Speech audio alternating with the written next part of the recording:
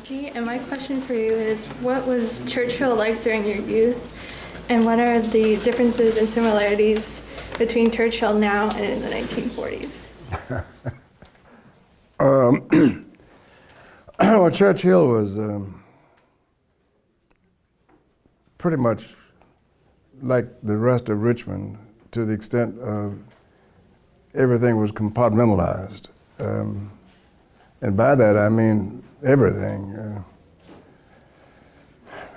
You had your own bakery, your own department stores, your own, well, I shouldn't say department stores, but they were shopping stores. And just about everything else, segregated, of course, and just like the rest of Richmond. But it was, everybody knew everybody. If you lived in Churchill, or if you lived in South Richmond, you might not know that many people in South Richmond, but you should know everybody in Churchill. So that was a commonality that made it wholesome for those of us. And yet there was an understanding that we needed to be better, particularly those of us who were in the minority community. And my father was an insurance man, so he knew everybody, because insurance man, and he didn't have a car, which means that you knew everybody. And consequently, families developed reputations. And so if you would say to somebody, oh, I'm a Wigfall, or that boy's a Wilder, well, that automatically said something about you. And so I think the teachers were great, fantastic teachers. And they insisted that we be better than we were. And it was the only place that I have ever lived prior to getting married and moving out. But it had a quality about it. Now, this doesn't mean that it was respected everywhere. If we went to a party in the West End, we had to crash it and be prepared to duke it. And Ben and I did a lot of that together. But it was a great place. The differences now, well, I'll tell you another thing. There were boundaries to it, though. And the boundaries were starting pretty much at Marshall Street. Marshall on to 9 Mile Road, north and south, east and west, was 34th Street to 25th Street. Now, that area that I just described was the minority community, and everything else outside of that was non-minority. And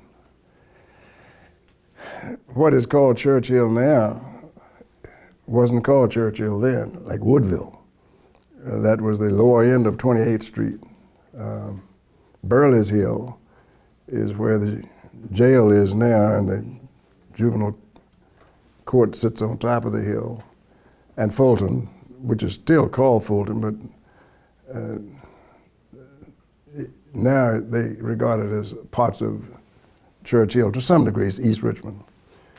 But there were separate enclaves within all of that in terms of recognition.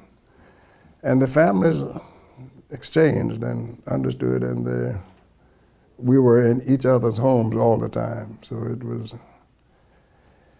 good to have a part of the history. I lived about 6 or 7 blocks from St. John's Church, and I was so impressed with the fact that Patrick Henry made his speech at that church. I said, wow. And the kinds of things that we learned and spoke of. The sexton at the church was a very good friend of my family's, and he would allow us to come in and linger as much as we would like. So I liked it a great deal. Travis? Good morning, I'm Travis. Good. My question is, how was going to school in Churchill, George Mason Elementary or Armstrong High School, and what did the old George Mason Elementary School building look like? Well, Armstrong was not in Churchill, and I'll get to that. We had outdoor toilets at George Mason, no auditorium, no cafeteria, and those things came of late. When I say of late, they came after Ben and I were pretty much ready to go to high school. And I lived about a block from school, but I was always late because I figured I can get there. Always late, always late. But we had the best teachers that you could find, though they were not paid the same salaries, the white teachers. But they insisted that we could be whatever we chose to be, and they insisted on rounding your D's and crossing your T's, and they were not concerned with your passing. If you had it, they would insist that you develop it and bring it. And they never told us that we could not be. And all of our teachers were black. The principals were white. That changed a little later, too. And so but there was never any begrudging that, because we were always taught you make the most of what you've got. And you better it later on. But you can do it. I don't think you can't do it. And so, we knew later on that there were certain things we didn't have. We had an art teacher that would come maybe once or twice a month. And those were the kinds of things later on you found you missed. Truancy was nothing that you would expect.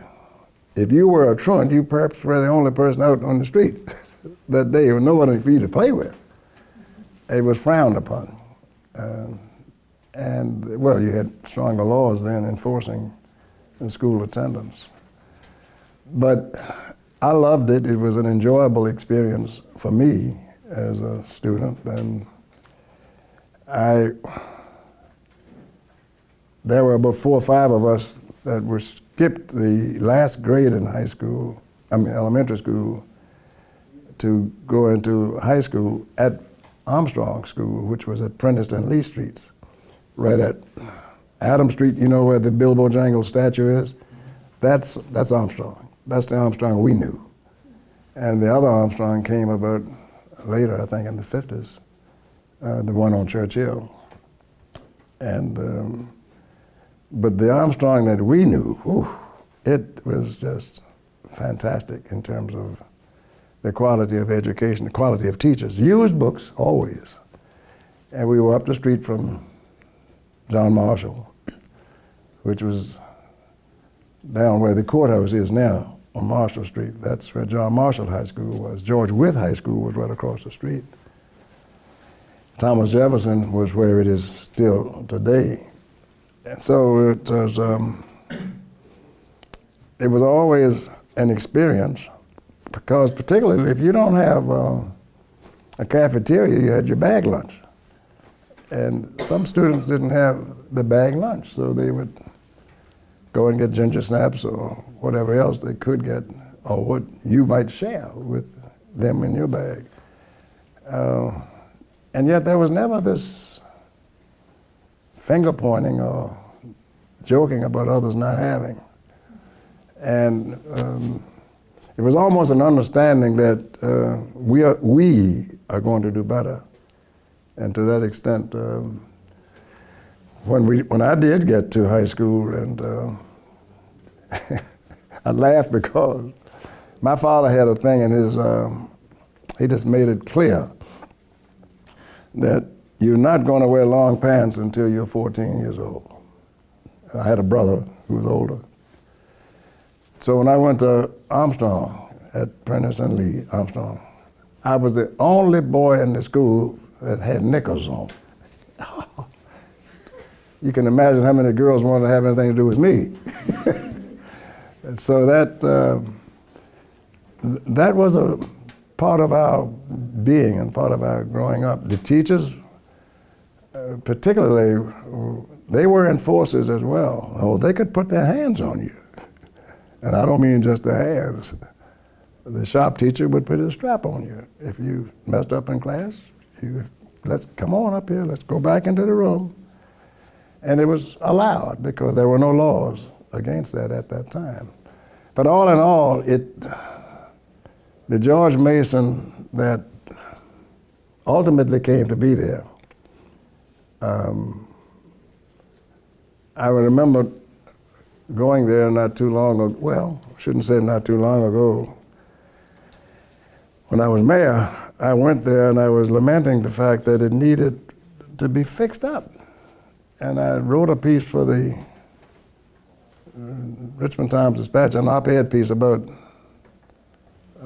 sometime earlier this year. And I said I could understand why George Mason was left in its extremis some years ago when I was a kid. But that was then. There's no excuse for it now. And I lamented, and I had devised a measure by which we could build 15 brand new schools if we had done certain things, but I'm not going to get into that. But now when you read in the paper, as I did, or heard in the news shortly, sometimes this year, we want volunteers to come to paint George Mason School so that we can open this fall. I couldn't understand it, and I still don't. That if you knew what needed to be done, then why haven't you done it? And now there's still debate on what shall we do with George Mason School. Some are saying even close it. That school is too historical to talk about closing it, because you'd be surprised at the numbers of people that went through that school. The first person of color to graduate from the Medical College of Virginia, Gillian Harrison, classmate of mine, and Ben's. She finished that school. I could go down the line of the people that finished that school and went on to greater achievements. And so to talk about closing it is not good. And when you consider Ben Wigfall was there, and I could go on to name any numbers of others, but that's why it's so important for us to know our history. That's why it's important to know about Ben Wigfall, who came from the same degree of background, and yet look at the heights he achieved. So it's not where you came from or where you come from. It's not where you're going either. It's where you can go. Natalie? Hi, my name is Natalie Duke, and my question is, can you share one moment or memory from your time in Churchill that best describes what the neighborhood means to you? Yeah, I saw that question, I think, somewhere. It's hard to describe a moment, but the thing that was always impressive with me was that everything was right there. I lived the lumberyard, literally lumberyard, was 3 blocks away. Firehouse was in that same block. A bakery was right there. A butcher shop was nearby. 2 or 3 pharmacies. An ice house, little ice house, because there were refrigerators. No one had refrigerators. I'm sorry. They may have had some things that they thought were refrigerated, but they were ice boxes. So you'd go up to the store and get ice hooks, take your ice, and the guys would come by and sell ice. And I had a friend of my family's that they lived down in Verina, and they had a farm down there, and they would bring up every Saturday. They would bring up vegetables and watermelons, cantaloupes, and I would ride with them on those Saturdays. Not for any pay. The pay was you could eat all you wanted to eat, and I ate everything I could get my hands on. And to sell in the neighborhoods, I liked it. The thing that was always impressive, and I shined shoes across the street. The one thing that I liked about that neighborhood was the barber shop was right behind my house. And I used that as my arena. And the thing that was so impressive was that the older men at the barber shop, as well as at the shoe shine shop, they would encourage us. They said, don't end up like we ended up. We stopped school, don't you stop. So when I would start talking in the barber shop, talking about what I knew, and someone would say, oh, that's not a boy. They said, shut up, let the kid talk, because he's in school, you're not. And I said, I'll be right back. I would run to my house and get my encyclopedia and bring back, this is what I was saying. So it got to a point where they would listen to me. So right after the war, when people started registering to vote, finally, and I'm speaking about World War II, we had a thing that you would hang up in the barber shop as to registered voters. And so they would say to me, if I was talking or if anyone else was talking, if someone else interrupted, they would say, Douglas, check him out. I'd run to the book. If his name was not in that book, we wouldn't let him talk. So, stop, he can't talk. They said, can he talk? I said, nope, and he didn't. And so it was those kinds of things that that made it memorable for me. I would like to see more of that today. RJ? My name is Rodriguez Robinson, and my question is, did Mr. Wigfall's interest in art appear early in life, and did he ever talk about his work? Oh, it did. Yeah, because I liked doing cartoons, and I could copy anything, but I couldn't draw anything on my own. I wasn't good. But there were three of us. And one guy was a little older. His name was Lee Curtis, who was really good. And he was older to the extent that he was, I think, a couple of years ahead of me. And Ben was very good in drawing, very good. And Lee was good in crayons, and I was not good at any of that. But I could do cartoons, and I did a little bit of cartoons. So I was jealous of Ben's work, and I would tell him so. And the reason I was jealous because Lee would always say, you know, he is good. I said, what about mine? He said, yeah, well, you know. But Ben became so committed to it, and I could see that he was going to go further because, but we both liked music as well. And I remember one thing in particular, and we liked, when I say we liked music, we liked symphony, we liked opera, mostly symphony. And I remember he would call me and he said, when we would catch up, he said, you know, I got a good one I want you to listen to. And I said, what is that? He said, it's from the London Philharmonic Orchestra, conducted by Sir Thomas Beecham Bott. I said, who is he? And it was The Night on Bald Mountain. And I had never heard it before until I started playing it. So once I would listen to it, of course, every Sunday evening at 4 o'clock, they would have the symphony would come on the radio. And I said, I heard it, Ben. He said, I know you would. So I was taking music lessons at the time, and I think he was, but he was not taking them from the same piano player, teacher that I had. So, but we both had a very strong interest in music, and so I saw with his interest and my interest, both in music, but his was really heavily involved in art. Mine was more to the sciences, and at the time I thought I was going to be a doctor. My undergraduate degree was chemistry. Can you imagine?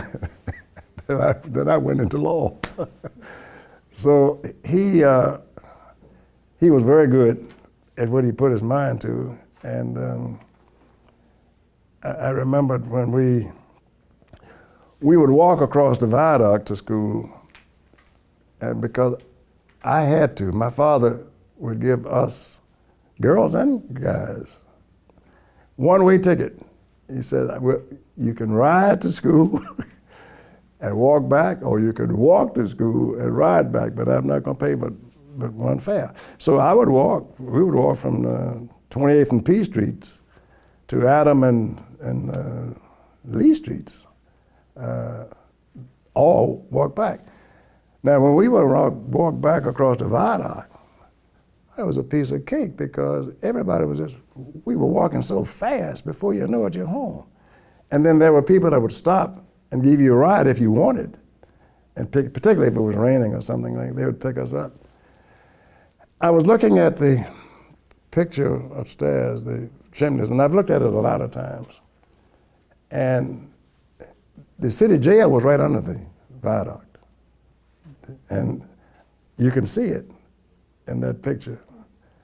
That big square thing at the bottom. The chimneys piece that you speak of, that's where they did several things. That's where they burned the medical waste, and that's where they would burn animals. Because when you picked up stray dogs, there weren't any places like you got today for the dogs to be waiting for someone to pick them up. That dog was going into that thing. So it was mixed feelings that I had when I saw the picture. I said, you know, as many times as we've walked over that bridge. And then our parents would not want us to walk under the viaduct, but I like to walk under it because I holler at the guys in the jail.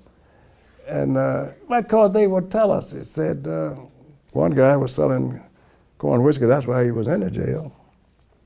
But he only lived a block away from my house. He was, go by and tell Josephine such and such a thing, and she'll give you something. And she'll give you a dime or something for delivering a message. So I said, I'm gonna walk under the jail today. Ben said, let's go. And same thing, they would do it.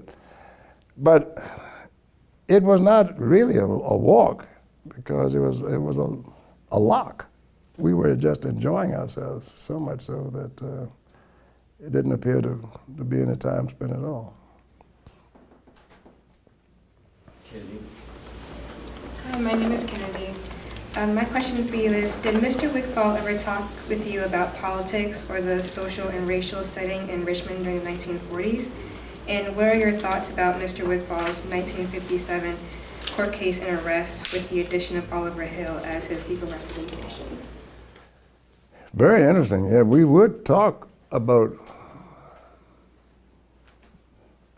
what was that needs to change. And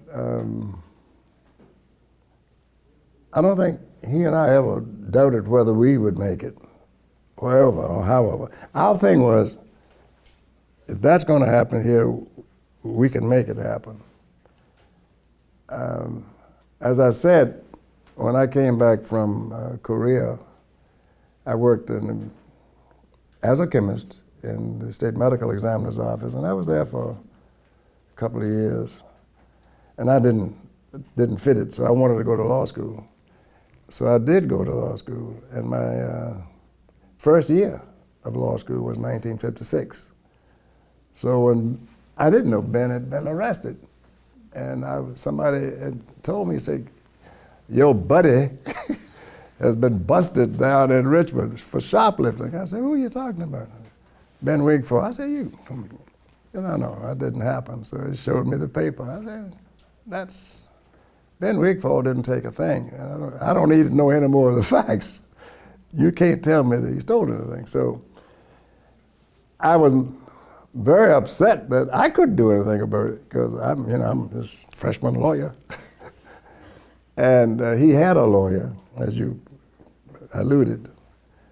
But when the NAACP took the case over, and Oliver was a part of that legal team, I said they wouldn't have touched it unless they knew that it was sound and good.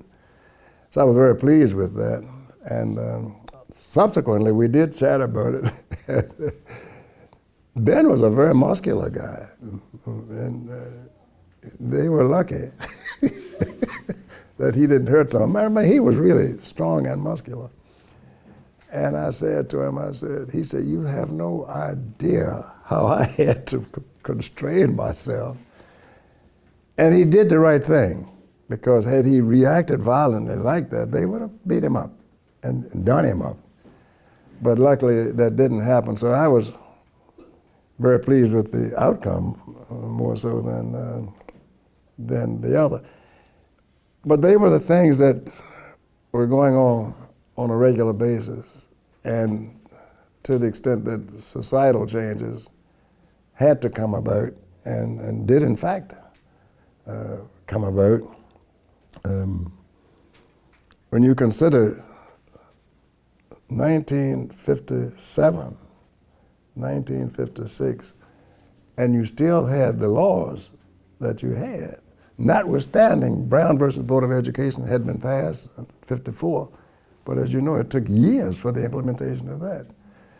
So when we did get a chance to talk about it, it was less emotional, and we both could be more rational in looking at it. But it was, when you look back on it now, when you consider how something as small as that could have ruined his life. Just a conviction on a record, or fine or something like that. And the fact that he fought it, and successfully, without the character of the man that he was, I don't care what kind of lawyer he had, he might not have been able to make it, but I think Ben won a whole lot of that case for himself in terms of the way he deported and didn't overreact and did what he did. Anna? Hi, I'm Anna. So, how do you feel about his painting chimneys? And can you share your memories of the viaduct? I mean, besides the ones you've already shared. Yes. When I finally did get a chance to go and visit with him, well, I was so proud, first of all, when I read that he had been given this award by the Virginia Museum of Fine Arts, Ben Wigfall. I said, well, we really have broken the barrier. And I knew also, for as young as he was, that it had to have been based on merit. And I was so impressed. But when I saw the painting, I said, what viaduct are you talking about? This isn't the viaduct we walked over. Explain it to me. And so he did. He did the best he could. And I could see it, as I've described it to you here today. I could see what I think he saw, but we each saw different things. The viaduct had a very interesting history to it. My church was located right at 14th and Broad Street, so it was a block away from the viaduct. So I knew the area well in that regard. But in terms of, and the Egyptian building was right across the street from it. And we were told as kids that you don't stay out at night late and don't walk across that bridge at night because the student doctors will get you. What they meant by that, grab you and put you in something, and next thing you know, they'll be performing autopsies on you. And so the parents did that to scare the kids. But I never could understand the Egyptian building. I said, wow, what's so beautiful, and why here? And the other was space. You see it now, it's so crowded down there now, you wouldn't believe anything about it. The viaduct had an elevator right in the middle of it, in terms of you could get the elevator to go down and get on the Venable streetcar to come up down. That's the streetcar that went all around Q Streets, down by the area, this side of the jail, and then it would come on up Broad Street on tracks. And it was interesting, because there wasn't a time that you didn't have something to do. We frolicked. Ben lived on 27th Street, and I was on 28th. He was in the 700 block, I was in the 900 block. So we were very close together. But he would get there before I would, because it's a closer route. But usually about 3 or 4 or 5 of us would be involved in the getting over it. And as I said, there was also in the area going down that you can't see, people lived down there, right under that chimney. There's one that's a high one over there, on that little street, 13th Street is what they called it, which there's no such 13th Street now. But I knew some very fine people that lived on that street. And so there were occasions where we would take that route and go down under the viaduct and then walk back up the hill to the Marshall Street viaduct. But it was fun, it was energizing, and in terms of things that you wanted to do. And I don't know that Ben, I always chose to ride to school and walk back.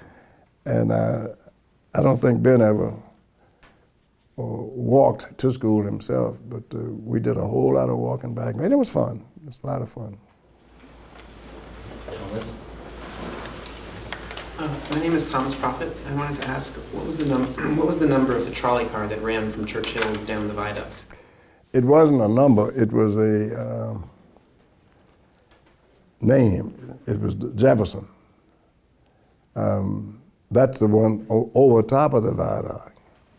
The one underneath the viaduct was the Clay Street, and the Venable Street one, that's what they would call the other one that came down Venable Street and curb on and go up the hill as well. And that's the one that would stop on the tracks under the viaduct. And so the people would ride that, or if they lived down there, they would ride that, and then they would come up. Now, when we walked across the viaduct, lots of people were walking that viaduct. People were walking to work and walking from work. So it wasn't a matter of just some kids walking. Grown-ups were walking it lots of times. So it was the Jefferson and the Venable and the Clay. And the streetcar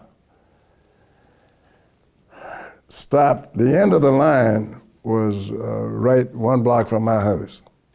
So I couldn't understand if we got on the streetcar and my mother would say, let's move back a little further. I said, I think I want to stay. I like it here, because I'm a little kid. And she said, no, let's go back a little bit. And I couldn't understand why. Well, you know why? Because we couldn't sit in the front of the streetcar. You had to sit in what they had called the colored section. And what I would say is, when I got to understand what that meant, I said, what is it? She said, that'll change. Just go back and sit down there. And a lot of times people would pull the conduit line off, because you had the line over top of the streetcar. because it's all done by electric magnetic involvement with the track. And it would make you late sometimes. Oh, why are they doing that? Because people had their different methods for doing what they needed to do. But it was, they were the three lines that you used. And all of the lines had names for the street cars. There were no buses. And they didn't have numbers. So each of them had a name.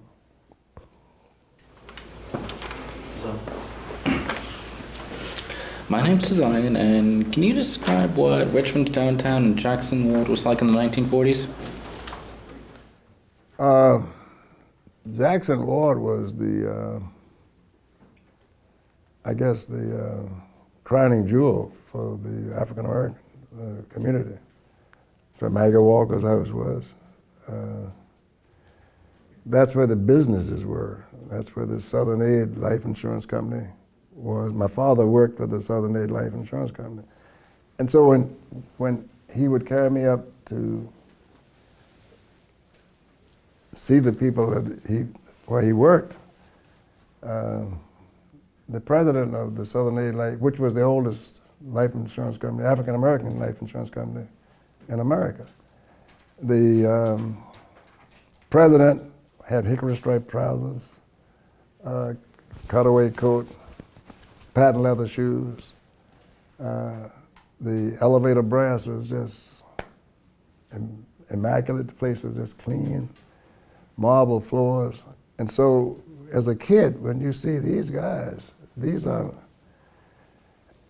majority figures. These are guys who are presidents, and the president of the bank was about 2 blocks from there. And so the people of what I would call business competition. Manhattan Cab Company was owned by African American. But you also had other insurance companies, Richmond Beneficial, Virginia Mutual. All of that was in the Jackson Ward area. And in that area, as a kid, when a teenager rather, that's where the YMCA was. That's where you had the parties, the co-ed parties. And we didn't have them in Churchill. So Ben and I we going up to Jackson Ward. Now Jackson Ward also had its gangs. We had our gangs in Churchill. Everybody had their little gang.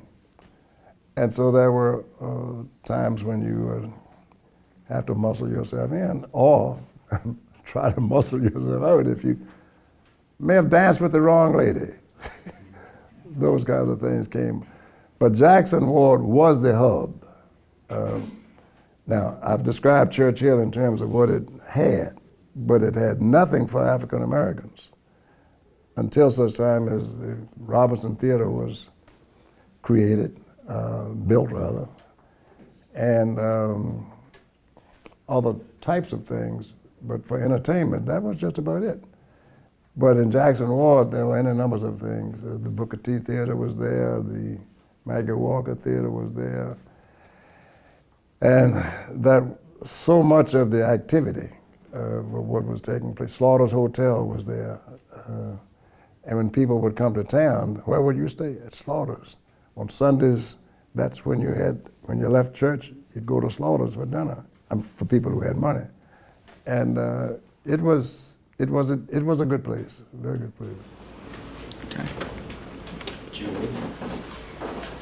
Hi, my name is Julia Lane, and my question for you was, what was Tallheimers or Miller and Rose like in the 1950s and 40s? Exquisite in terms of the way they were kept, the fashion shows that they would have, the clothes that they would have. A very good friend of my family's, who worked there in maintenance, a janitor maybe, but he had a barber shop right behind, not too far from us, and he would get a new suit. They would give him a new suit every now and then, and he would come by and we would talk and chat. I hated to go there to buy clothes. My mother wouldn't buy any clothes in Churchill because those stores were not the stores that you want to buy your clothes.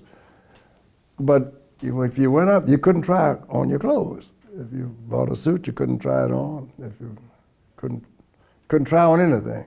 Shoes you could, but clothes you couldn't. And you know, you put on a coat and you have to fold it up. And you couldn't try it on. And obviously you couldn't eat there. You couldn't go to the restrooms there. Oh, you could go to eat. They didn't have a separate place for you to eat. But you could go to the restroom, but it was a colored. So you had the signs, colored white, colored white. But it was the major shopping area in Virginia. There was no Northern Virginia then in terms of shopping. There was no, the places that you have in Fairfax and the Tysons and all that didn't exist. All that was farmland. And people would come from Tidewater to Tallheimers, to Millen Roads, and to other stores around. And so it was the place to be. And so you would say, well, where should we meet? Well, meet up at the clock at Tallheimers. And everyone knew where that was. And so you didn't have to worry about it. Ultimately, it changed when the students from Virginia Union came down and said, no, we're not going to put up with this anymore. And brought about the change somewhat at the same time that the students were doing what they did in Greensboro in North Carolina. But it was always a nice, clean place. Now, the interesting thing is, when the changes did come about, the store was still good and did in a numbers of things in terms of improvements. I became very good friends with, not then, but ultimately, the Tallheimer family, and still maintain good relationships with the Tallheimer family. They knew what was going on was wrong. They knew the laws were wrong. But what were they to do? Close their places up? No.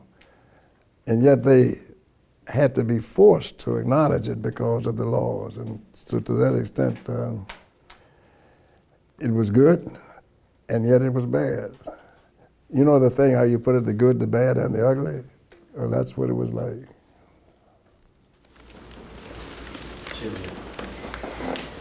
Hi, my name is Gillian Harrison. I have a two-part question for you. The first part is, can you tell us a little bit about the Garnet print shop and the type of work you did there? And did Benjamin Wigfall work with you there? No. I'm going to take the second part when I finish this.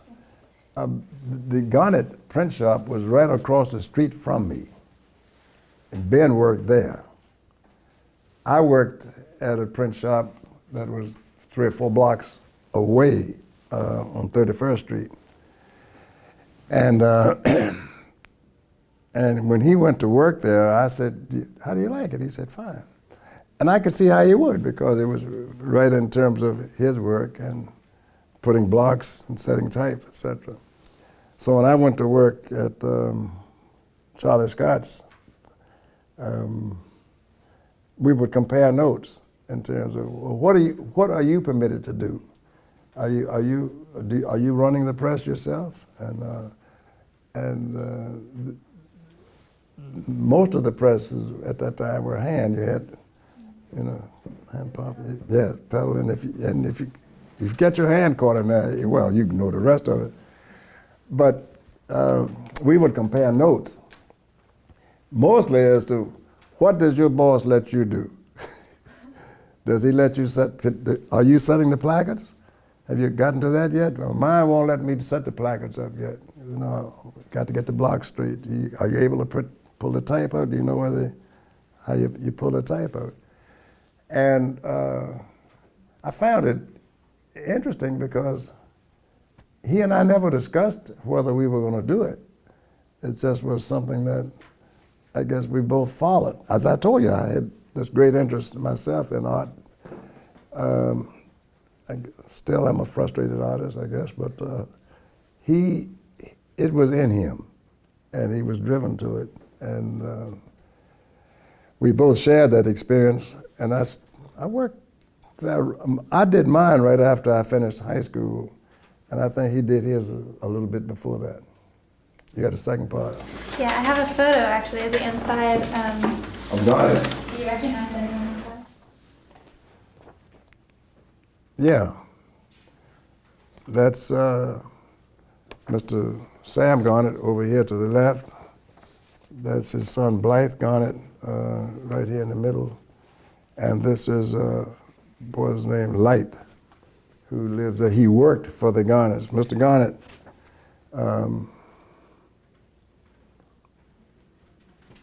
was a very good man and didn't charge that much money for his work. But it was a family-oriented thing. And so when he passed and Blythe took it over, Light worked there for a while, but then he left. He didn't stay there, but William Light, I think was his name. So yeah, I do recognize him. Thank you. Aaron?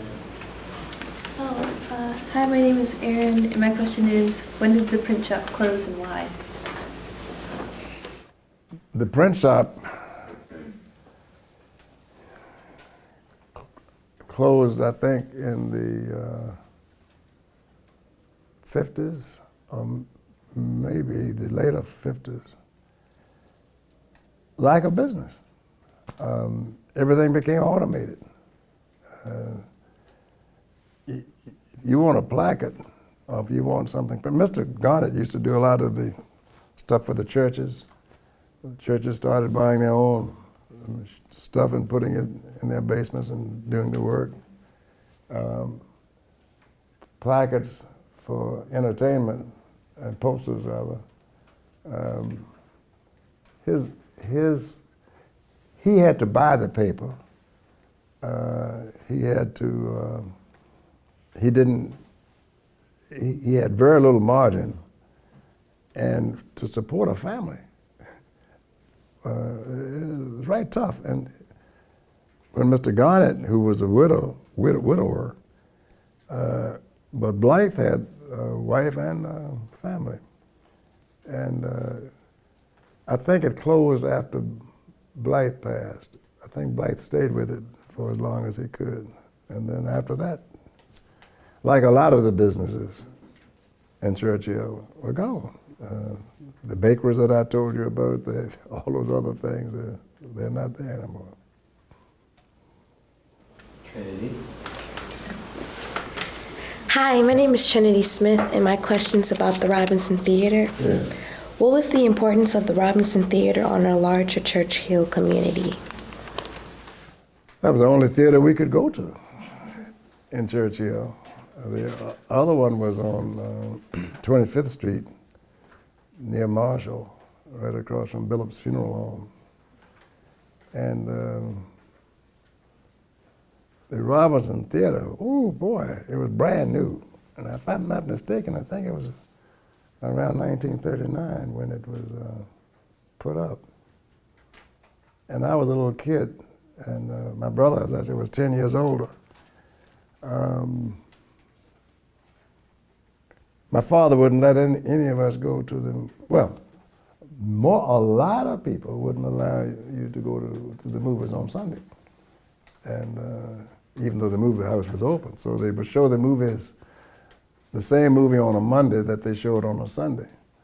And so I loved it. And because it was brand new, beautiful seats, clean, good movies. And then someone said Bill Robinson was going to come. And I said, Bill Robinson is going to come to the theater? Yeah. I said, wow. And but he came there for a dance piece, and I was too young to go to it. My mother determined. And yet he danced with a lady that I was crazy about. This lady, her name was Gladys Pollard, and beautiful lady. And somebody said, Bill Robinson danced with Gladys Pollard. I thought, oh my goodness, danced with my lady, my girlfriend. And he put his footprints in the cement right in front of the theater. I ran there to look at those footprints. I said, did you see him do it? Yes, I don't believe it. So my brother told me, I said, yes, he did it. I was there. I said, oh, were you there? Yeah. But it was it was immaculately kept. And the movies were up to date. In other words, they had pretty much 4 places in Richmond that you could see the movies. The Booker T on Broad Street, next to it was the Maggie Walker. And over South Richmond, they had the Lincoln Theater. And then they had the Robinson Theater here. And then I forgot the name of the one they had in Fulton. They had one in Fulton as well. And so it was a gathering place. If you went to the movies, you were out of trouble. And they had, I would think, they kept everything clean, good popcorn. I remember that more than anything else. So I enjoyed it a great deal. Sophie?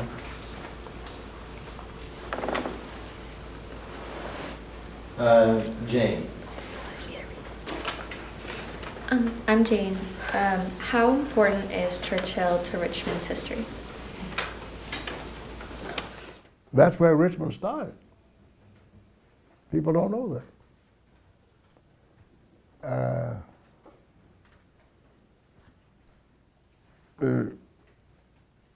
I think it was when we were celebrating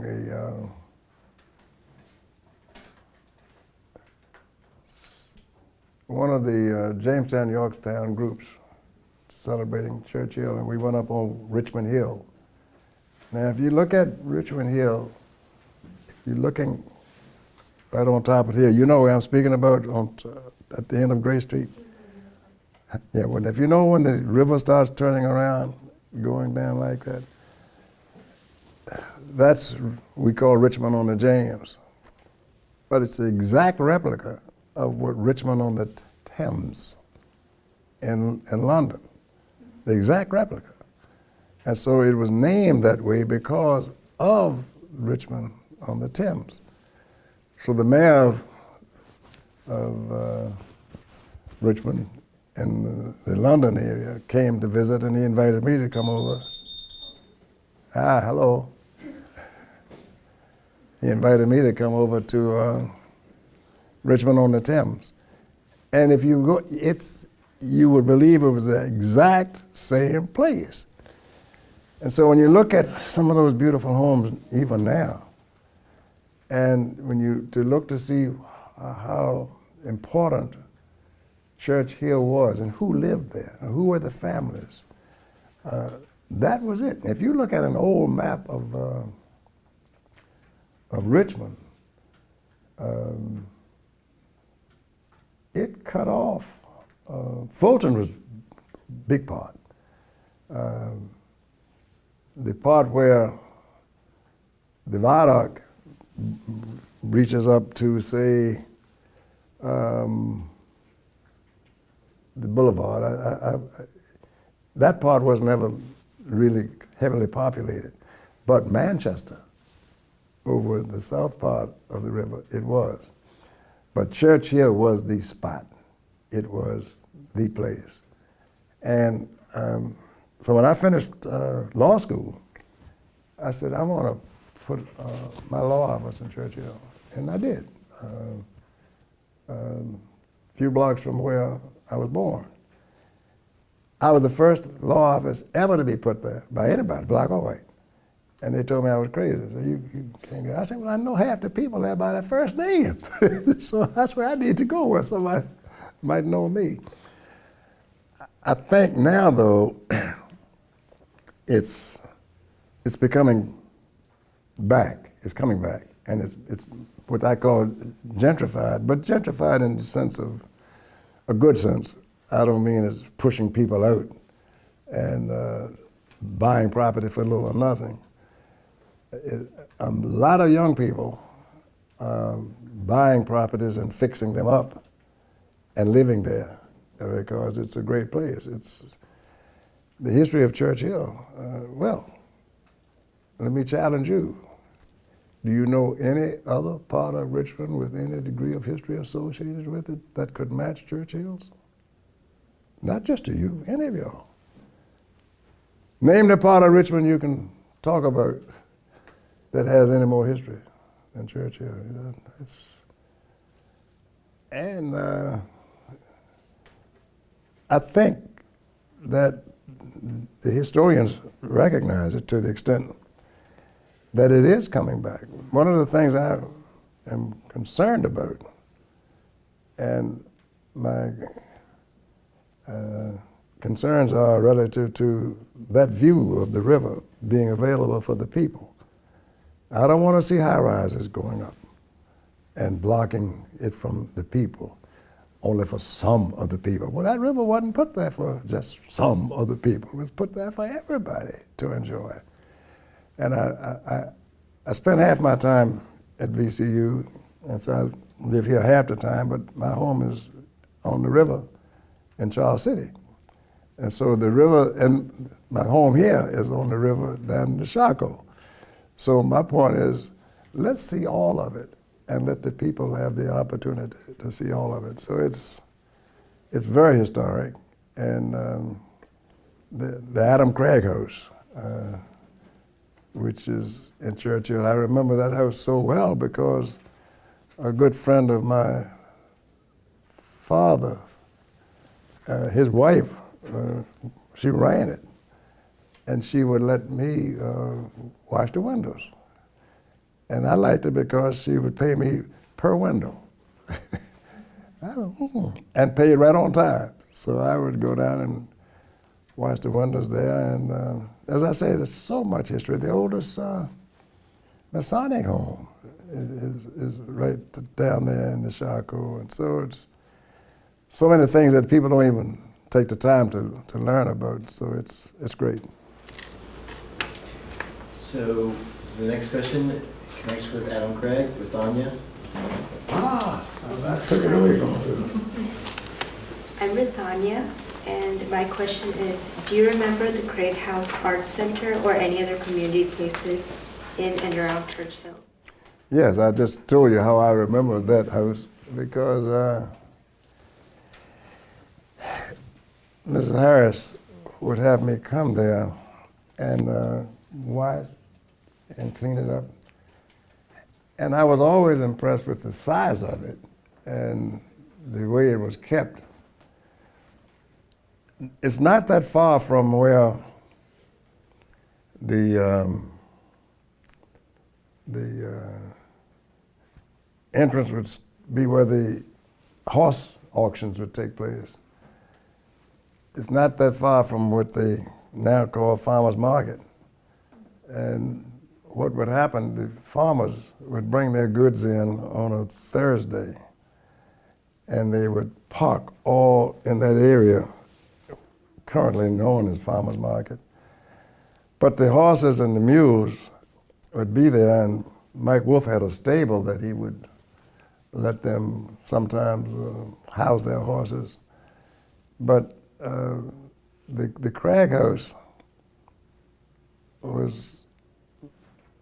just stood out from everything else because it was so pretty, white and pristine. And he said, why is this house like this so nice here? And yet if you looked further up, going up Gray Street, near St. John's Church, look at the history and look at the structure of some of those homes. So the Craig House, there again, you didn't find anything like that in other parts of the city. So it was always a place that tourists came, and people in Richmond would come on a regular basis. Carl. Hi, I'm Carl. How did growing up in Churchill impact you in your life, and how did it impact Mr.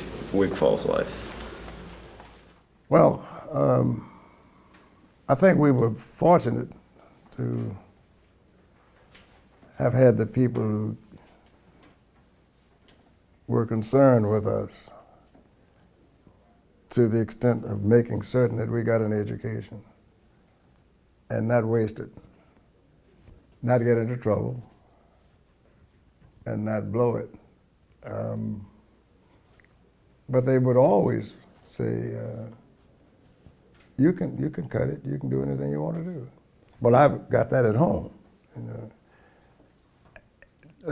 It's not like as my mother would say, oh, just go ahead and sit back, just do like I tell you, it'll be all right, it'll pass.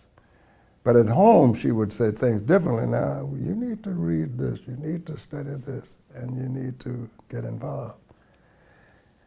There were any numbers of people in Churchill that I met who, for whatever reasons, whether they dropped out of school and didn't finish, or whether they got married and had family and couldn't go further, or got ill, or things like that, they would always say, listen, stay in school, don't stop, and you can be whatever you choose to be.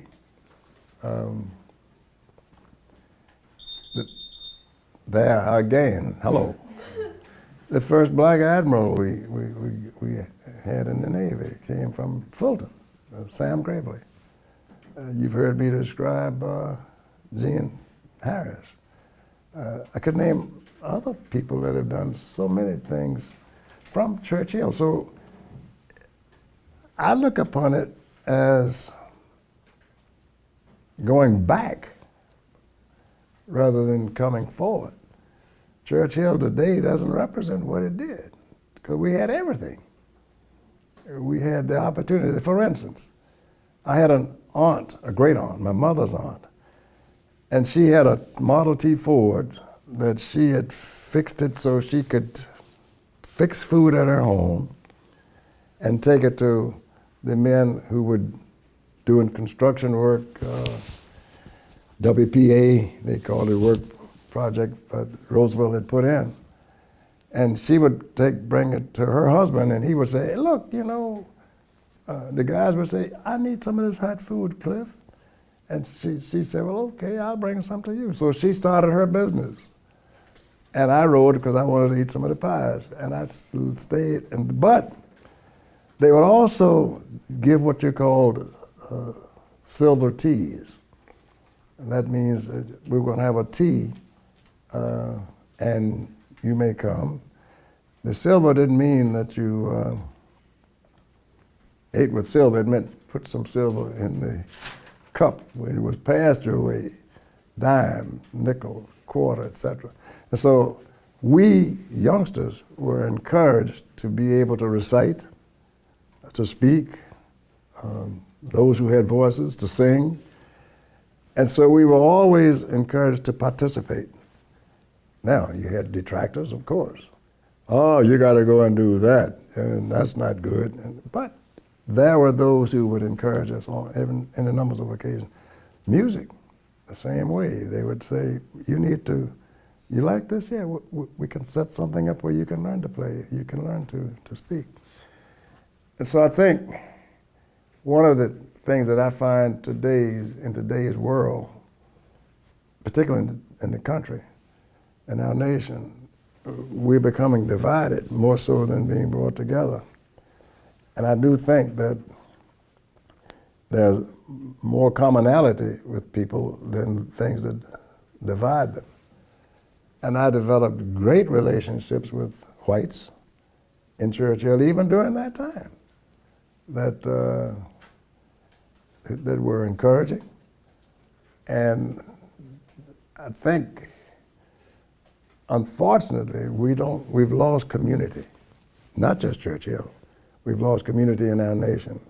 Our communities are not even speaking to each other. They don't even know each other. It's a matter of one out trying to do the other, whereas there was a time when we were all in it, understanding that we got to do this together. It'll come back. You guys can do it.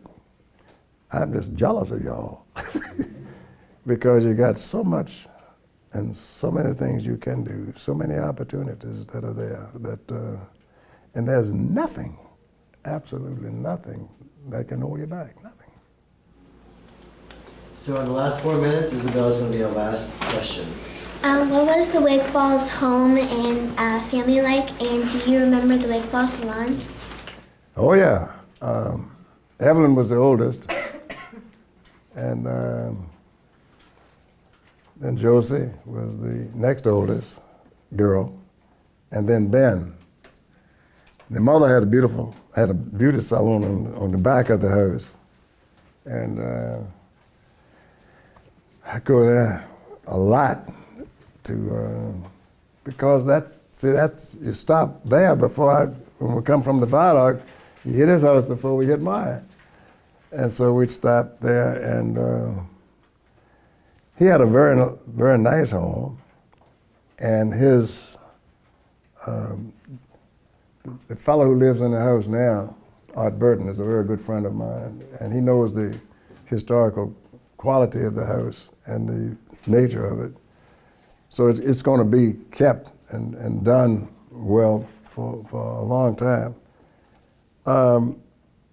But his family was highly committed to education and the highest possible potential of the individuals. And I remember once in visiting Ben, he was still living at the house, and his family was, and then he had moved to Hampton. And I went to visit him, and I think I'd finished law school, and he was teaching at Hampton. And I saw him with this big screen thing, and I said, "What is this?" He said, I'm trying to show people how to develop prints. And I said, "What are you doing?" And he put all this ink over top of stuff. I said, "What does that go?" He said, "You watch." And he would do it so 2 or 3, 4 times. And then when I saw it, I said to myself, later on in life, I should have gotten some of those prints. Because he was developing that process, and then he ultimately did a lot of that in teaching students how to do it. So no, the Churchill that we knew is not there, but the potential is still there, and the homes don't make a neighborhood, it's the people. And I think the people will understand where we need, and Ben Wigfall was just a tremendous guy. A lot of things, people don't know Ben was a tremendous athlete too. He could cut it, and we both thought we were pretty good football players, and we tried, and we played. And we had scars to show for it, but Ben was more muscular than I, and I said, well, I'll be the quarterback, and he was pretty much a halfback type, and he could run it. He was very good. So we would go out and deal with the guys on the field, and it was very good. I enjoyed it, but in addition to all of the things that people might know about Ben, he was very insular. He kept a lot of his stuff to himself. He wouldn't do too much talking, but when he did speak, it was pithy. He had something to say. It wasn't just wasted words. Well, this has been real good. Thank you so much. Very good. Very good. Thanks a lot. I also want to acknowledge Sonia Coleman, who's our lead teacher over here, and she's from the Library of Virginia. Good. Thank you so much for our staff as well. Thank you. Well, we've enjoyed it.